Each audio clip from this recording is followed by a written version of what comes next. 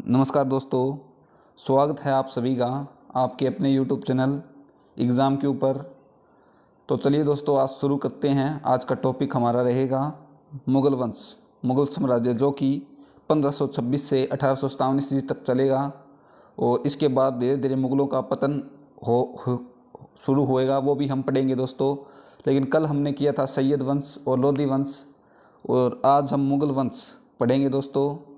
तो मुग़ल वंश की अगर बात करें तो मुग़ल वंश की स्थापना किसने की थी दोस्तों? ये बाबर ने की थी।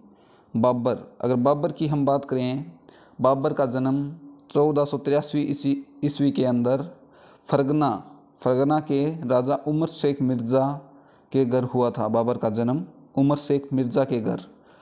और बाबर 11 वर्ष की उम्र में 1194 ईस्वी में गद्दी पर बैठता है दोस्तों। राजा बनता है बाबर 11 वर्ष की उम्र में। और 11 वर्ष की उम्र में इतना समझदार था बाबर कि इसने सर्वप्रथम आक्रमण 1507 ईस्वी में किया था, वो हम आगे पढ़ेंगे दोस्तों। लेकिन इसके पिता की बात करें तो पिता था इसका उमर शेख मिर्ज़ा, जो कि तैमूर वंश का रहेगा दोस्तों। बाबर का जो पिता है तैमूर वंश का रहेगा, और बाबर की जो माता है वो चंगेज़ वंश की रहेगी दोस्तों। तो ये आप आइडिया लगा सकते हैं दोस्तों, तैमूर वंश और चंगेज़ वंश दोनों को मिलाकर बाबर का जन्म हुआ दोस्तों, दोनों को मिलाकर। ठीक है दोस्तों। और इसके बाद बाबर की आक्रमण की बात करें, सर्वप्रथम बाबर ने आक्रमण किया था दोस्तों, तो वो 1507 ईस्वी में काबुल पर किया था। और इसके अंदर बाबर ने विजय प्राप्त की थी दोस्तों। और उसके बाद बाबर ने अपने पिता उमर शेख मिर्ज़ा सरनेम त्याग कर बाबर ने बादशाह की उपाधि धारण की थी दोस्तों। बाबर ने बादशाह की उपाधि कब धारण की थी? 1507 ईस्वी में काबुल पर आक्रमण करके विजय प्राप्त की। और इसके बाद बाबर ने मिर्ज़ा त्याग कर बादशाह की उपाधि धारण की। अगर बाबर के आक्रमण की बात करें और हम, तो 1519 ईस्वी में बाबर ने बेहरा कहाँ पड़ता है दोस्तों? ये पाकिस्तान के अंदर रहेगा बेहरा। 1519 में वहाँ बेहरा के अंदर आक्रमण किया था।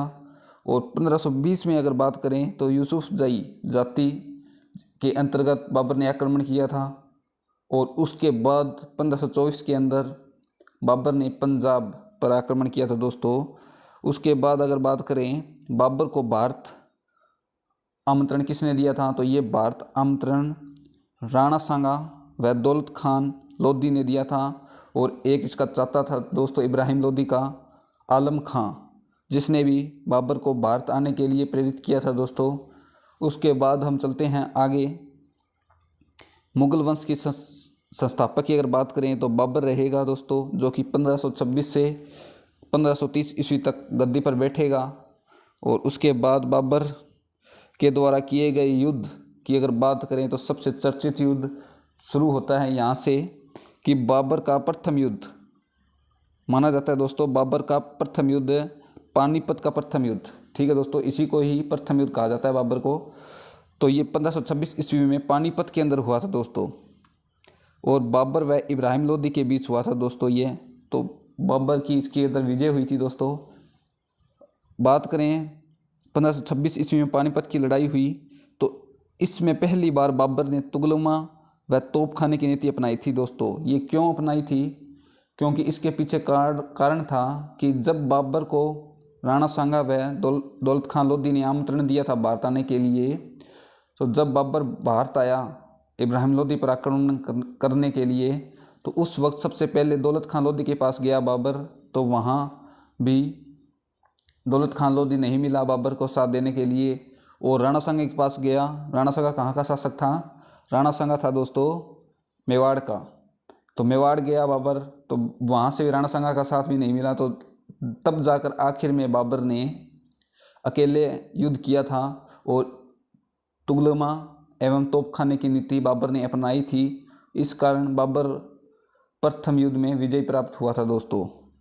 तो चलते हैं आगे।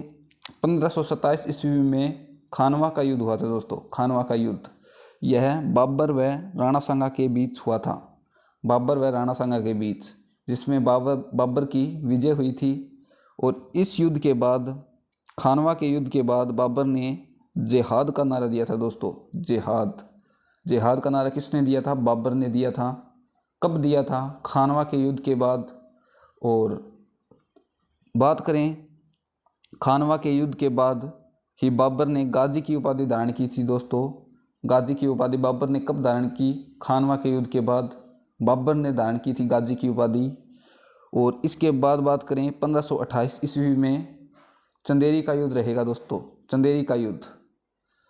और चंदेरी का युद्ध बाबर व मेदिनी राय के बीच, जिसके अंदर भी बाबर विजयी हुआ। और आखिरकार बाबर की अगर बात करें तो बाबर सब युद्ध के अंदर विजयी रहा था दोस्तों। और आखिरकार युद्ध 1529 ईस्वी में घाघरा का युद्ध कब हुआ? 1529 ईस्वी में, जो कि बाबर व महमूद लोदी के बीच हुआ था दोस्तों। और यह युद्ध भी बाबर ने जीता था दोस्तों। और इसके बाद बाबर की मृत्यु की अगर बात करें तो 1530 में बाबर की मृत्यु हो जाती है। कहाँ पर? आगरा के अंदर बाबर की मृत्यु हो जाती है। और बाबर का मकबरा काबुल के अंदर रहेगा दोस्तों, काबुल, अफ़गानिस्तान काबुल, बाबर का मकबरा वहाँ रहेगा दोस्तों। बताया जाता है दोस्तों, कहा जाता है कि बाबर की मृत्यु गले की बीमारी के कारण हुई थी दोस्तों। लेकिन यह बीमारी इसके बेटे हुमायूं को हुई थी दोस्तों, हुमायूं को। तो हुमायूं को यह बीमारी हुई थी तो बाबर ने प्रार्थना की थी ईश्वर से कि इतने साल मेहनत की मैंने, मतलब बाबर जब तक शुरू से लेकर अंत तक आक्रमण किए, इतने आक्रमण किए, और 11 वर्ष से लेकर आखिरकार 1523 ईस्वी तक युद्ध किए और सभी के अंदर विजय प्राप्त की थी दोस्तों। उसके बाद भी बाबर के पुत्र को गले की बीमारी हो जाती है और वह गले की बीमारी बाबर को हुई। फिर इसने प्रार्थना की थी कि यह बीमारी मेरे को हो जाए, और इसकी वजह से हुमायूं तो ठीक हो गया दोस्तों और यह बीमारी बाबर को हो गई। तो बाबर को हो गई तो इसकी वजह से बाबर की मृत्यु 1530 ईस्वी के अंदर आगरा में हो गई गले की बीमारी के कारण। और इसका मकबरा काबुल के अंदर रहेगा दोस्तों, काबुल के अंदर। अगर बात करें बाबर की आत्मकथा है एक, बाबरनामा। बाबरनामा की रचना बाबर ने खुद की थी और यह तुर्की भाषा में लिखी गई थी दोस्तों, तुर्की भाषा में। और इसके अंदर बाबरनामा के अंदर कृष्णदेवराय को, तुलु वंश के शासक कृष्णदेवराय को भारत का शक्तिशाली शासक, भारत का सबसे शक्तिशाली शासक बताया गया है दोस्तों बाबर के द्वारा बाबरनामा में। और बात करें बाबरनामा का फारसी में अनुवाद तो यह अब्दुल रहीम खान ने किया था दोस्तों, बाबरनामा का फारसी में अनुवाद।